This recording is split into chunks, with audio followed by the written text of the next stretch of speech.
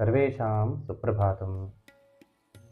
ಇವತ್ತು ಶ್ರಾವಣ ಶುಕ್ರವಾರದ ಆರಾಧ್ಯ ದೇವತೆಯಾಗಿರುವ ಶ್ರೀ ಮಹಾಲಕ್ಷ್ಮಿಯನ್ನು ಆರಾಧಿಸುವಂತಹ ದಿನ.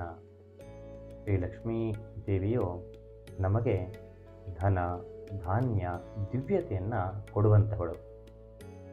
ಧನಧಾನ್ಯ ದಿವ್ಯತೆಗಳು ಯಾರಲ್ಲಿ ಇದೆಯೋ ಅವರೇ ಧನ್ಯರು. ಕಲಿಯುಗದಲ್ಲಿ ಯಾರತ್ರ ಧನವಿದೆಯೋ ಅವರೇ ಧನ್ಯರಲ್ವಾ?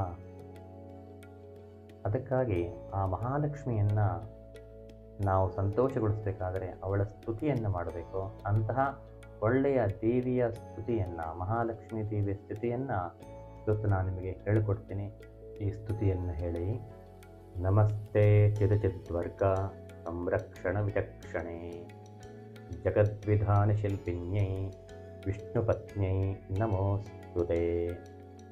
ನಮಸ್ತೆ ಚಿದಚಿದ್ವರ್ಗ ಸಂರಕ್ಷಣ ವಿಚಕ್ಷಣೆ ಜಗದ್ವಿಧಾನ ಶಿಲ್ಪಿನ್ಯೈ ವಿಷ್ಣುಪತ್ನ್ಯೈ ನಮೋಸ್ತುತೆ.